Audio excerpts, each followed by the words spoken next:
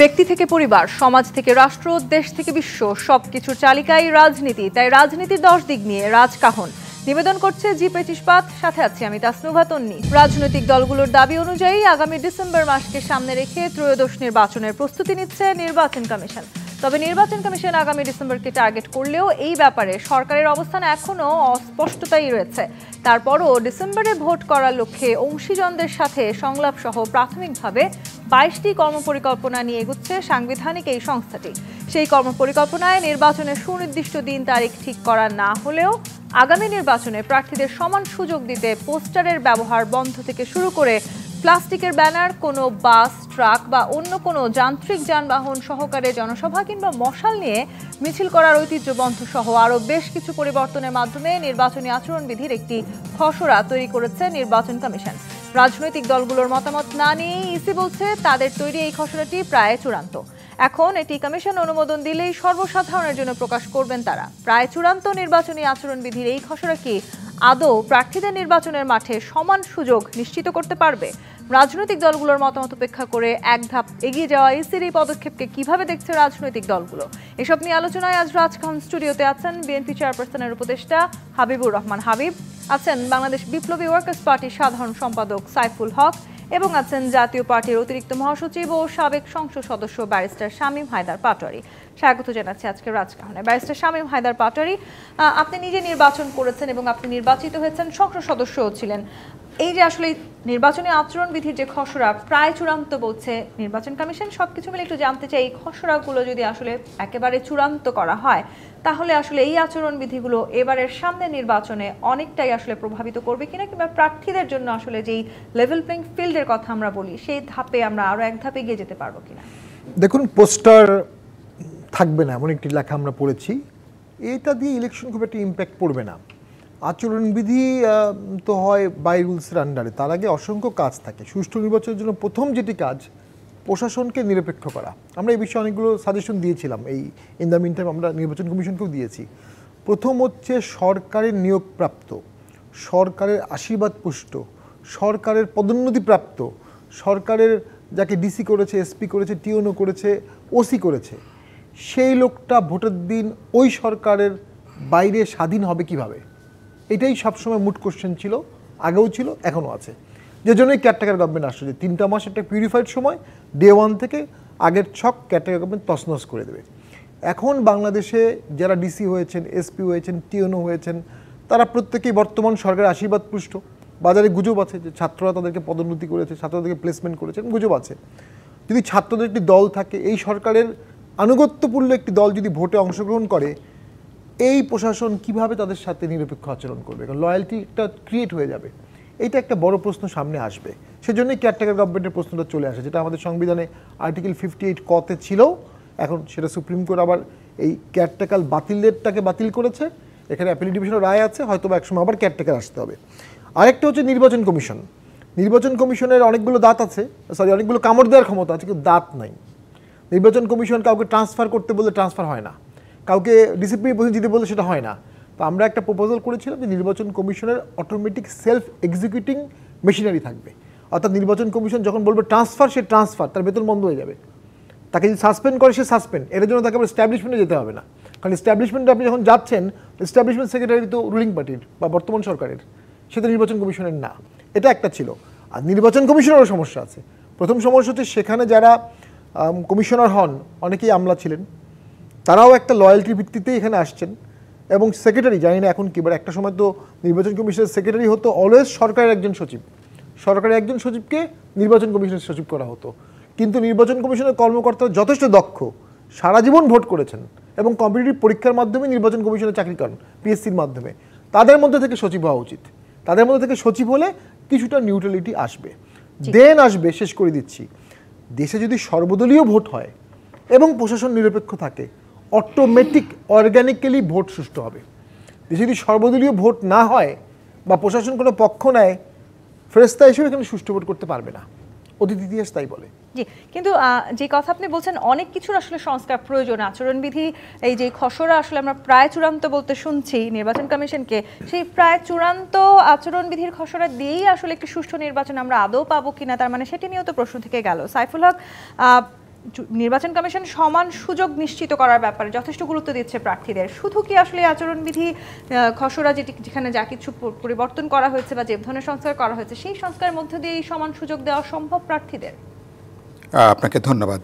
সম্মানিত দুজন আলোচকবৃন্দ, দর্শক শ্রোতা, তাদেরকে শুভেচ্ছা জানাই। আমি শুরুতেই গাজায় যে অব্যাহত যে গণহত্যা চলছে, ইসরায়েলের জায়নবাদী যে গণহত্যার দায়ে অভিযুক্ত নেতানিয়াহু চক্রের, এই ঘটনার তীব্র নিন্দা জানাই, প্রতিবাদ জানাই এবং অনতিবিলম্বে গাজা, রাফা সহ পুরো অঞ্চলে গণহত্যা বন্ধের দাবি জানাই। সমগ্র বাংলাদেশ উত্তাল এখন এই দাবিতে।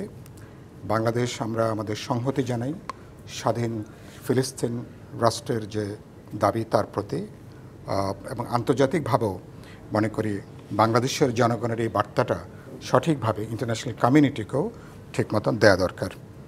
আপনি আমাকে সরাসরি যে প্রশ্ন করেছেন, প্রথম যেটা বলতে চাই যে আমরা তো নির্বাচন কমিশন যখন আচরণবিধি তৈরি করছেন, আমরা তো সরকারের আচরণবিধি নিয়েও আমাদের যথেষ্ট উদ্বেগ উৎকণ্ঠা আছে।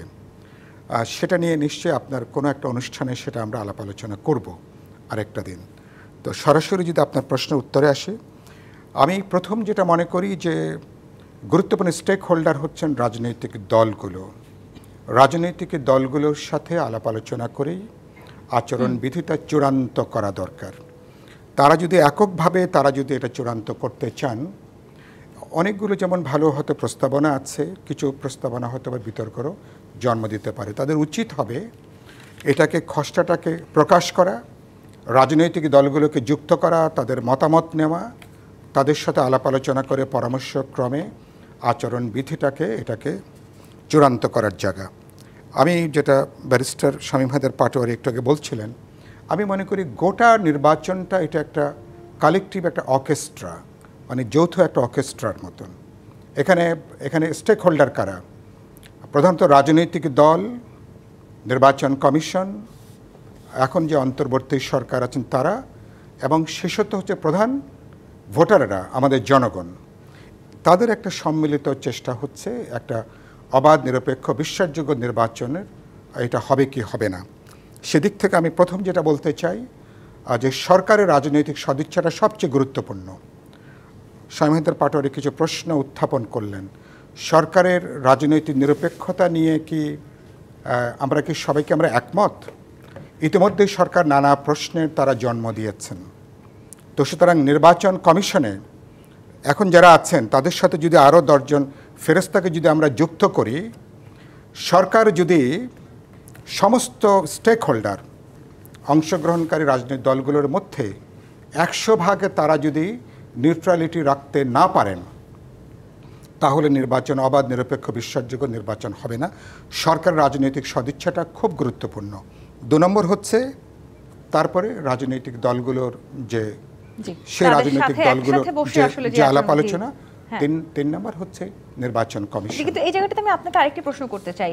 এই যে রাজনৈতিক দলগুলোর সাথে বসে আপনি বারবার বলছেন এই প্রায় চূড়ান্ত করবার কথা ছিল, আপনারা কি এখনো পর্যন্ত কোনো ডাক পেয়েছেন নির্বাচন? না, আমরা এখনো কোনো ডাক পাইনি। আমি মনে করি এই নির্বাচন কমিশনের সাথে তো রাজনৈতিক দলগুলোর পরিচয়ের জন্য তাদের উচিত ছিল এরকম একটা গুরুত্বপূর্ণ আচরণবিধি চূড়ান্ত করবার আগে দলগুলোর সঙ্গে পরিচিত হওয়া, কথাবার্তা বলা, মত বিনিময় করা।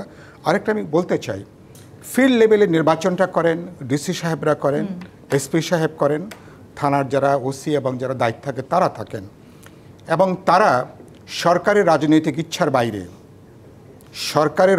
ইচ্ছার বাইরে তাদের পক্ষে ইন্ডিপেন্ডেন্টলি আমাদের স্টেট এখানে যেভাবে ফাংশন করে তার জবাবদিহিতার জায়গাটা তার যেখানে আছে সম্ভব না। সুতরাং তারা এই ওসি সাহেবরা, এসপি সাহেবরা, ডিসি সাহেবরা রাজনৈতিক দলগুলো তারা বিশ্বাসযোগ্যতা অর্জন করছেন কিনা, তাদের পেশাগত নিরপেক্ষতা জায়গাটা নিশ্চিত হচ্ছে কিনা, এটা অত্যন্ত গুরুত্বপূর্ণ প্রশ্ন। আর শেষ যে কথা বলি, গোটা আলোচনার ভিতরে, সমগ্র আলোচনার ভিতরে অনেকগুলো কমিশন হয়েছে। আমি দেখেছি নির্বাচন পদ্ধতি সংস্কার কমিশনের অনেকগুলো গুরুত্বপূর্ণ প্রস্তাব। আমরা 17 সাল থেকে বিপ্লবী ওয়ার্কার্স পার্টি আমরা প্রায় 52টা প্রস্তাবনা আমরা হাজির করেছি আচরণবিধি সহ, যদিও অধিকাংশই কাগজে কলমে। তো আমি সে জায়গা থেকে যেটা বলতে চাই নির্বাচন কমিশনের এই প্রস্তাবনার ভিতরে নির্বাচনের যে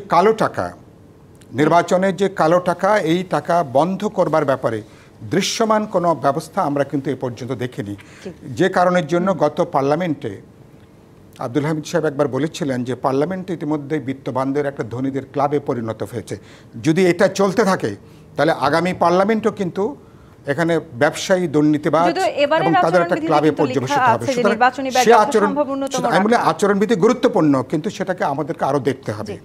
হাবিবুর রহমান হাবিব, বিগত সময় নির্বাচনগুলোতে আপনার অভিজ্ঞতার কথা আমরা অনেক শুনেছি। সেই সময় বেশ লম্বা সময় ধরে, বিশেষ করে আওয়ামী সরকার ক্ষমতায় থাকা সময়গুলোতে নির্বাচনী প্রচারণা, বিশেষ করে নির্বাচনের দিনগুলোতে আসলে যে ধরনের সহিংসতা, অরাজকতা, দলীয় প্রভাব আমরা দেখেছি, এখন আসলে সামনে এই রাজনৈতিক পরিবর্তিত পরিস্থিতিতে নির্বাচনী আচরণবিধির যে খসড়া আমরা দেখতে পাচ্ছি, তাতে করে আপনি মনে করছেন সেই সংস্কৃতি থেকে আমরা বেরিয়ে আসতে পারবো? আপনাকে ধন্যবাদ। আপনার মাধ্যমে এই ডিবিসি অত্যন্ত জনপ্রিয় চ্যানেল, পৃথিবীর বিভিন্ন দেশ থেকে যারা দেখছেন তাদেরকে সশ্রদ্ধ সালাম, বিজ্ঞ সমালোচককে শুভেচ্ছা। আসলে নির্বাচন কমিশন যে সংস্কার চূড়ান্ত করেছে বলে ওনারা ঘোষণা দিয়েছেন, প্রায় চূড়ান্ত করেছেন, 100% না। আমার কথা হলো যে আমি নির্বাচন কমিশনের সংস্কারের ব্যাপারে আমি এত বেশি কথা বলতে চাই না। 2-3টা ঘটনা মানে যদি নির্ধারণ করা যায় 2-3টা বিষয়, তাহলে নির্বাচন সুষ্ঠু হবে। প্রথম কথা হলো, নির্বাচনের মাঠে যদি কোনো প্রার্থী অন্য কোনো প্রার্থীর পোস্টার পুড়িয়ে ফেলে, অফিস ভেঙে দেয়, প্রার্থীর উপর হামলা করে, তার প্রার্থীটা বাতিল করে দিতে হবে একদম, যথোপযুক্ত প্রমাণ সহ। নির্বাচনের দিনে যদি কেউ ভোট কাটতে যায় বা জোর খাটা যায়, তখনও একটা সুযোগ থাকবে তার প্রার্থীটা বাতিল করে দেওয়া, তাহলেই সব সোজা হয়ে যাবে। আর যেটা দুজন আলোচক যারা আলোচনা করলেন, যে সরকারি দলের যে একটা প্রভাব, এখন আপাতত দৃশ্যত আপনার বিগত বছরগুলোতে যেমন সংসদ সদস্য থেকেই তারা নির্বাচন করতেন, এখন কোনো সংসদ সদস্য নেই, দৃশ্যত কোনো সরকারি দলও নেই। যদিও সরকারের সমর্থন নিয়ে বর্তমানে একটি নতুন দল গঠন করা হয়েছে, সেটা প্রধান উপদেষ্টার একেবারে নিজস্ব মতামতের প্রেক্ষিতে বা নিজস্ব পরামর্শ মোতাবেক অথবা তার উদ্যোগে হয়েছে একটা, এখনো সেই দল রেজিস্ট্রেশন হয়নি। সেই নিশ্চয়তা কি আমরা পেয়েছি কোথাও? হ্যাঁ, সেই নিশ্চয়তা কি আমরা পেয়েছি? না, সেটা উনি নিজেই বলেছেন, উনি সরাসরি বলেছেন, উনি নিজেই বলেছেন, ছেলেদেরকে বলেছেন যে তোমরা জনপ্রিয়, তোমাদের মানুষ চিনে, তোমরা দল করো। সেটা বলছিল আমাদের তো মানুষ চিনবে না, এই মুহূর্তে আমরা কী করবো? না না না, তোমরা করো, দল করো। উনি নিজেই বলেছেন, ফ্রান্সে নিজেই বলেছেন কি প্যারিসে, তারপরে তো দল গঠন হলো। এখন উনি যদি ওখান থেকে মনে করেন যে এই দল আমার পরামর্শে দল গঠন হয়েছে এবং সেই দলের কোনো নেতারা কোনো দিন সংসদ সদস্য ছিল না, মন্ত্রী ছিল না, কোনো ডাক্তার ভিপি ছিল না, কলেজের নির্বাচিত প্রতিনিধি কিছুই ছিল না, তারা একটা আন্দোলনের সময় একটা দিয়েছে 36 দিনের আন্দোলনে, তাদের কথা মতো অনেক কিছু হচ্ছে, সেখানে প্রমোশন হচ্ছে, তার কারণ সেখানে বদলি হচ্ছে, সেখানে কিছু কাজ হচ্ছে, মানুষ হয়তো কোনো বিষয় নিয়ে তাদের কাছে গেলে তারা ফোন করে সে কাজ হচ্ছে। এটা আমরা দেখছি ইউনিয়ন উপজেলা লেভেল থেকে শুরু করে জেলা এবং কেন্দ্র পর্যন্ত।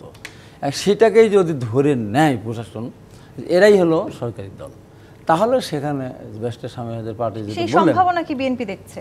না, সেই সম্ভাবনা আমি দেখব না, বিএনপি দেখব না, মানুষের উদ্দেশ্যে আমি কথাগুলি বলছি। তাহলে যদি তার মনেই করে যে এইটা সরকারি দল, বর্তমান যে সরকার আছে তাদের দল হলো নতুন যে দল, তাহলে সেই দলকে ফেভার আমাদের করতে হবে, এরকম একটা আপনার থাকতে পারে। কিন্তু আমার মনে হয় না যে সেই সুযোগ পরিপূর্ণভাবে তারা পাবে বলে আমি জানি না। কারণ হলো বর্তমান প্রশাসনে যে সমস্ত লোকজন আছেন, এসপি বলেন, ডিসি বলেন, ইউএনও বলেন, ওসি বলেন, তারা কেউই কিন্তু এই যে সরকারের প্রধান উপদেষ্টার পরামর্শে যে গঠন হয়েছে তাদের কোনো লোক নেই সেখানে, তাদের কোনো লোক নেই। এই সব লোকগুলি আছে গত সরকারের, বিগত ফ্যাসিস্ট সরকারের লোক হলো তারা এখন ঘুরে যদি মনে করে যে আমাদের তো অভ্যাসই সরকারি দলকে ফেভার করা, তাহলে সেই হিসাবে যদি মনে করে, তারপরে আমার মনে হয় না অতখানি ফেভার করার সুযোগ আছে বলে মনে করে না। আর মানুষ এখন সবই এইভাবে মেনে নিবে, এটা কিন্তু ঠিক না। এখন ভাবতে হবে জনগণের ভোটে নির্বাচিত হতে হবে। প্রশাসন সেই যে খুব বেশি ইন্টারফেয়ার করতে পারবে বলে আমি অন্তত এখন এটা মনে করছি না।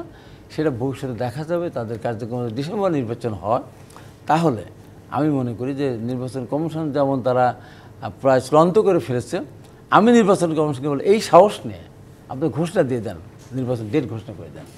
এখানে আপনার পুরো স্বাধীন, আপনি স্বাধীন নির্বাচন করেন, আপনি বলে দেন ডিসেম্বর 6 তারিখ বা 9 তারিখ বা 12 তারিখ একটা নির্বাচন ডেট ঘোষণা করলাম। নির্বাচনী তারিখ ঘোষণা করলে হয়তো অনেকটা এই জনসম্পৃক্ততার জায়গাগুলো হ্যাঁ, বাড়বে। যদি কিন্তু আবার এই যে আপনি ঘোষণা করেন তাহলে ওনাদের এই সাহসিকতার সঙ্গে তখন কিন্তু আর এই প্রশ্নগুলি আসবে না যে এখন সরকার যতক্ষণ পর্যন্ত না বলছে ততক্ষণ পর্যন্ত তারা ডেট ঘোষণা না করে, তাহলে ওই সন্দেহটা কাজে লাগবে, তাহলে সরকারের কথা মতোই তারা চলছে বা চলবে। কিন্তু তারা যারা ঘোষণা করে দেয়, যেমন এখন কিছু কিছু মানুষ বয়সের ভারে হোক বা যেভাবেই হোক, কিছু মানুষ এমনভাবে আস্ফালন শুরু করেছে কিসের ভোট, ভোট হবে না, ভোট হবে না।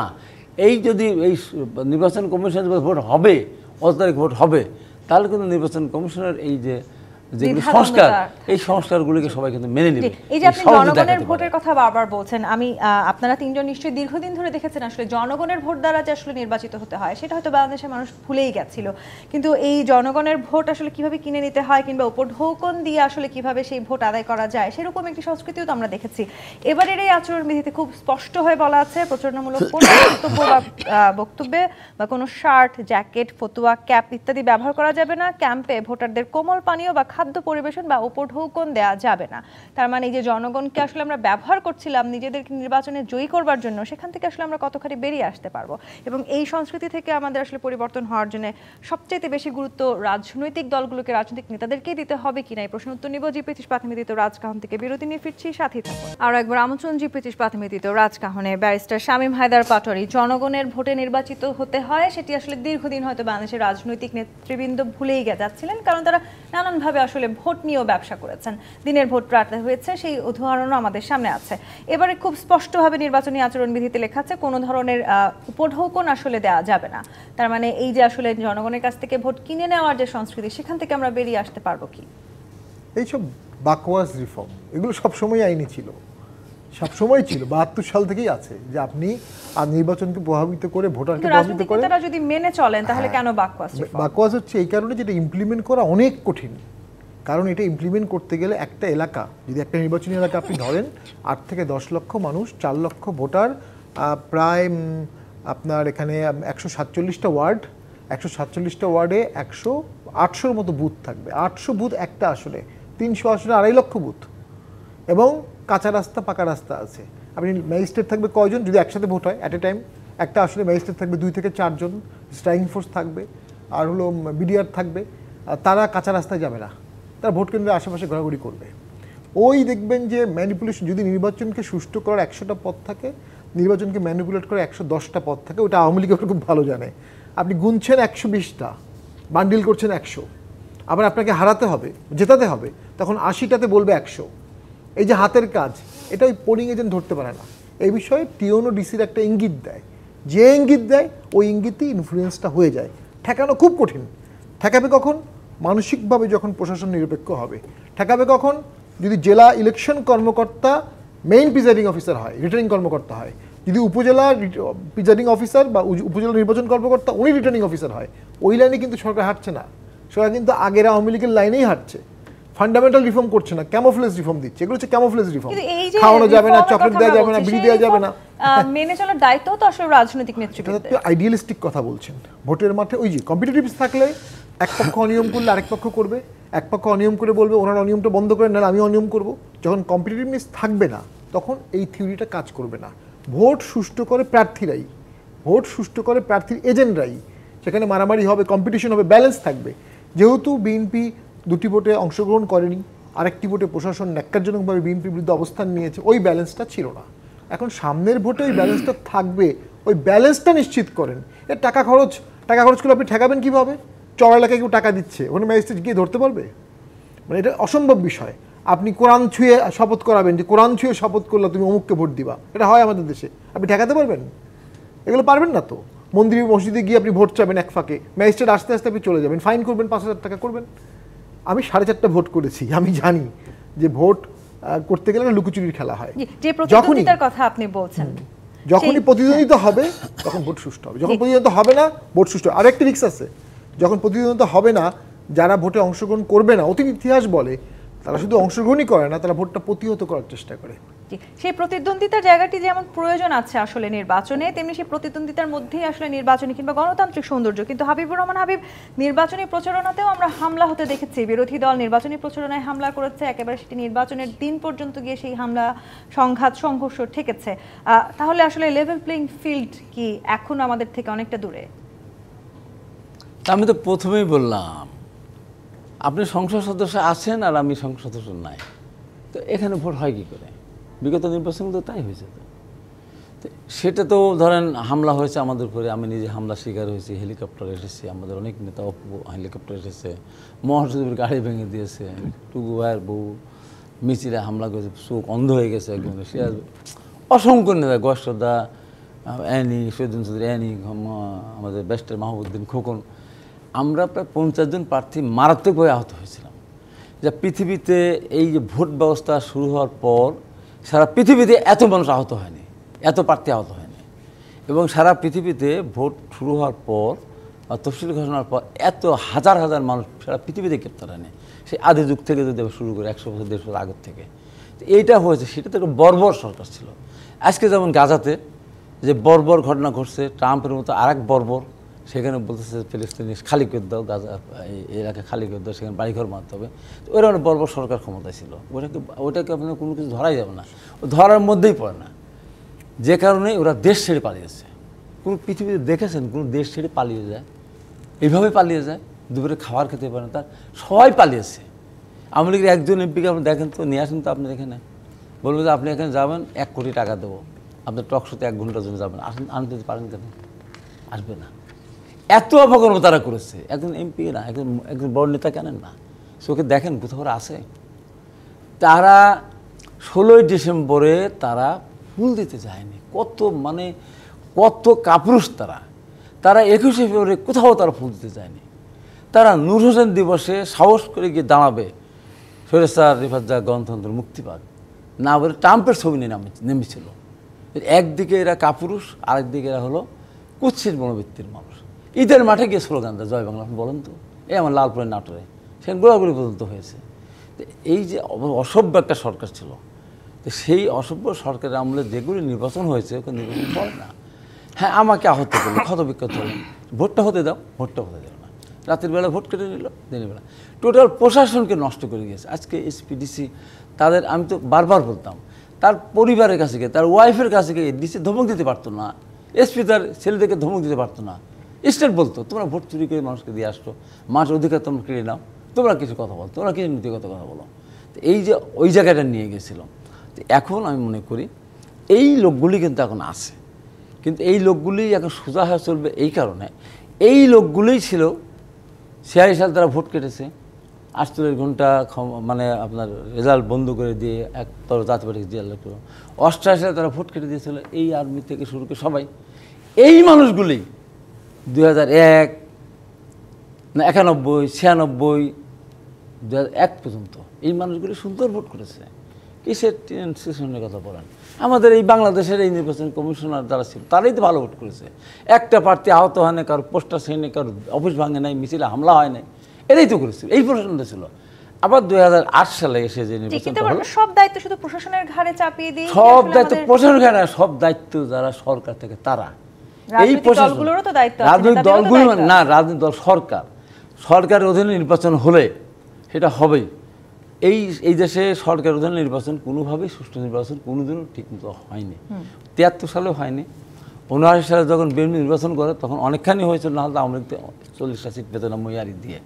তারপরে যেটা 86 সালে ঘটনা করছে, 88তে অংশগ্রহণ করি নাই, 91, 96, 2001 এবং 2008 সালেও ভোটের মাঠে কোনো প্রার্থী আহত হয়নি, কারণ অফিস ভাঙে নাই। সেটা কারচুপি ছিল মঈনুল আহমেদ, ফখরুদ্দিন, তারা কারচুপি করেছে। তারা নিজের পিঠ বাঁচানোর জন্য আওয়ামী লীগের সাথে কন্ট্যাক্ট করেছে, ম্যাডাম খালেদা রাজি হন নাই, ওনারা রাজি হয়েছিলেন। সেটা ভোটের কেন্দ্রে তারা বাক্সর ভিতরে তারা আওয়ামী লীগের সিল মেরে রেখেছিল বলেই ভোটের পার্সেন্টেজ 86% যা আজ পর্যন্ত বাংলাদেশে হয়নি। কোনো লেভেল প্লেইং ফিল্ড কিছু লাগবে না, কোনো এমপি নাই এখানে, কোনো দল রাষ্ট্রীয় ক্ষমতা নাই, আনসার লাঠি নিয়ে দাঁড়িয়ে থাকবে, মানুষ সোজা ভোট কেন্দ্রে ভোট দিয়ে আসবে। এখানে ভোট কারচুপি করার কোনো সুযোগ নেই। এবার ভোট যদি কেউ কারচুপি করতে আসে, সে যেই আসবে না কেন, সে সোজা ভাবে বা সে অক্ষতভাবে সহজভাবে যাতে নিজের দেশে ভোটটা ফিরে প্রয়োগ করতে বাড়িতে পারে। ফিরে জি, যেতে পারবে না, মানুষ সাইফুল হক, প্রতিরোধ করবে। এই যে সমান সুযোগের কথা আমরা বারবার বলছি, সেই সমান সুযোগের জন্য আসলে একটি সুষ্ঠু নির্বাচনও তো খুবই গুরুত্বপূর্ণ, এবং সেই নির্বাচনে জনসংযোগ আসলে রাজনৈতিক নেতা কর্মীদের জন্য সবচাইতে জরুরি বিষয়। সেই জনসংযোগটা যখন ঘটবে কিংবা জনগণের কাছাকাছি যাবার যখন আসলে নেতা কর্মীরা প্রয়াস চালাবেন, আপনি কি মনে করছেন এখনকার এই নির্বাচনী আচরণবিধিতে সেখান থেকে খানিকটা দূরত্ব সৃষ্টি হবে কিনা? না, একটা হচ্ছে যেটা আপনি বললেন যে আচরণবিধি তো একটা অংশ।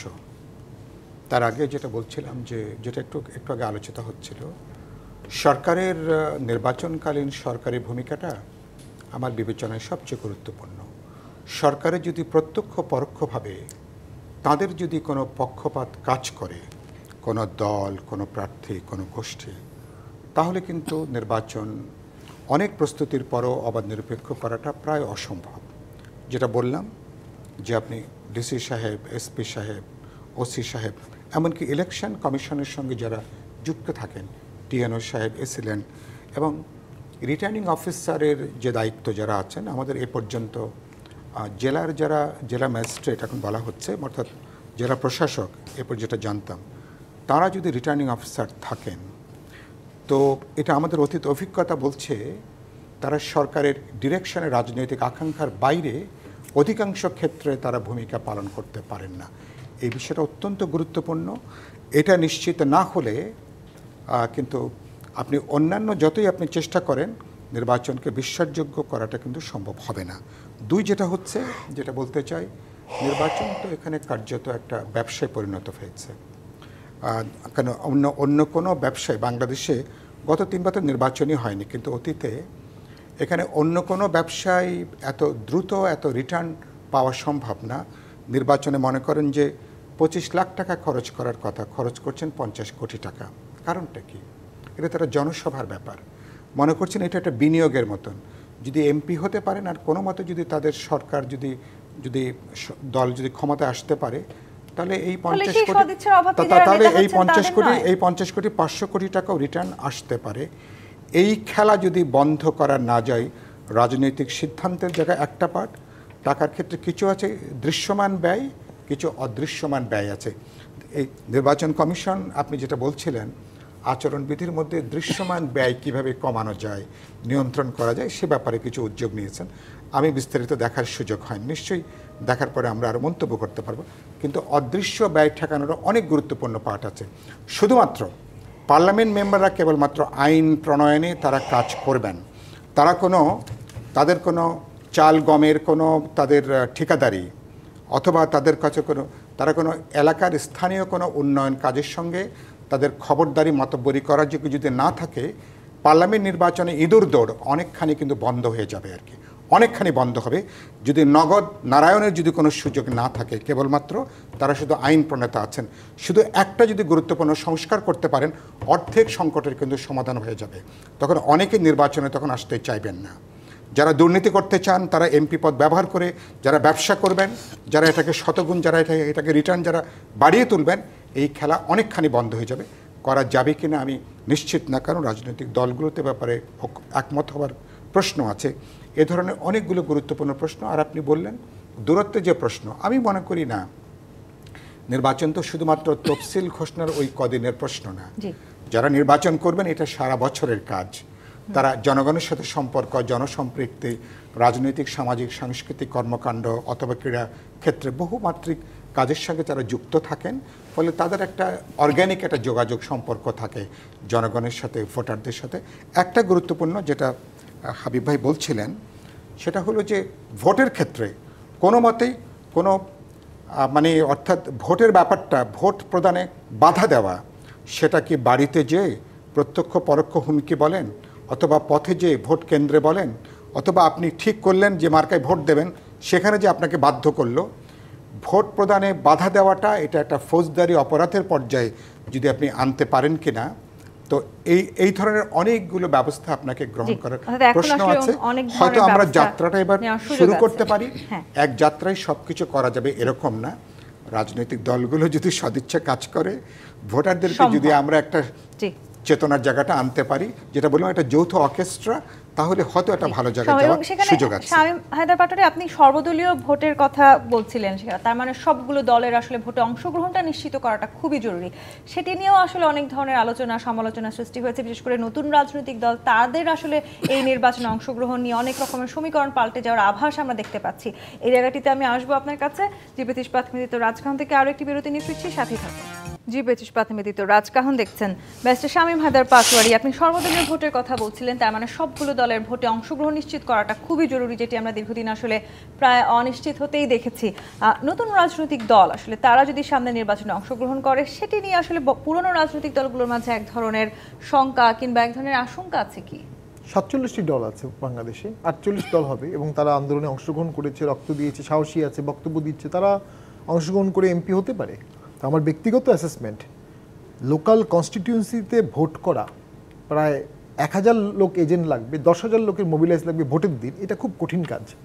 তাদের জীবনে এটা প্রথম ভোট হবে, অনেক ভুলও করবে তারা যদি বিএনপির সাথে অ্যালায়েন্স না করে, বিএনপি যদি স্বতন্ত্র প্রার্থীকে জোর করে বসিয়ে দিয়ে এদেরকে পাশ না করায় দেয়, একদম ক্লিয়ার কাট, এদের পক্ষে পাশ করা খুব কঠিন হবে সুষ্ঠু ভোটে, ভোট যদি সুষ্ঠু হয়।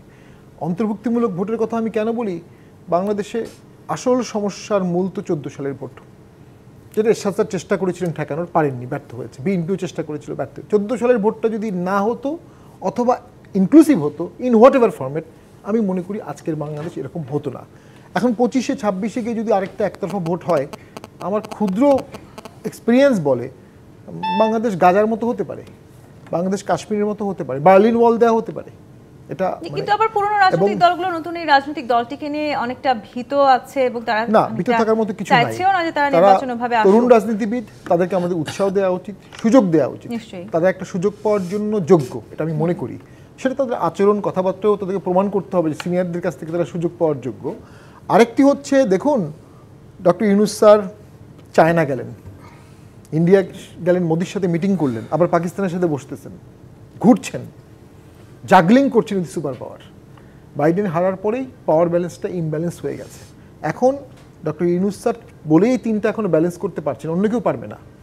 তো যদি কোনো কারণে ডক্টর ইউনূস একসময় বলে আমি আর থাকবো না, তখন এই ব্যালেন্স কিন্তু কেউ করতে পারবে না। অর্থাৎ এই অন্তর্বর্তীকালীন সরকারের প্রভাব যাদের উপরে আছে, তাদেরকে নিয়ে নির্বাচন করতে গেলে আসলে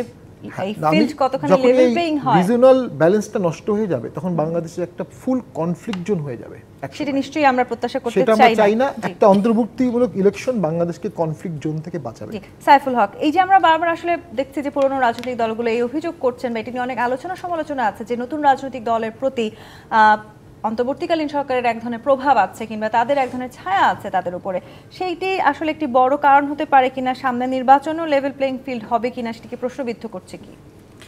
না, আমি মনে করি যে ঠিক আছে, দুটো প্রশ্ন, যে যদি বোঝা যায়, ইতিমধ্যে তো মানুষের ধারণা, যেটা হাবিব ভাই পরিষ্কার করে বললেন, মানুষের ধারণা হয়েছে এবং কিছুটা তো তার তথ্যভিত্তিক বিষয়টা বটে। নতুন দল করবার পেছনে সরকারের যে একটা প্রত্যক্ষ পরোক্ষ মদত কাজ করছে, এটা নিয়ে এটা কোনো বিতর্কের কোনো প্রশ্ন না, এটা নিয়ে কোনো সন্দেহ নেই, কোনো বিভ্রান্তি নেই। এবং এটা কত সময়, কতদিন, কোন পর্যন্ত এটা কাজ করবে, গুরুত্বপূর্ণ প্রশ্নটা এই ক্ষেত্রে। যদি মনে হয় যে এই সমর্থনটা সরকারের দিক থেকে অব্যাহত আছে, তাহলে সরকারের নিরপেক্ষতা নিয়ে প্রশ্ন উঠবে। কারণ এই সরকার চরিত্রের দিক থেকে আমরা একটা সবাই সরকারকে সমর্থন জুগিয়েছি, একটা ছাত্র শ্রমিক জনতার গণ অভ্যুত্থানের মধ্য দিয়ে আমাদের সমর্থনে সরকার গঠিত হয়েছেন।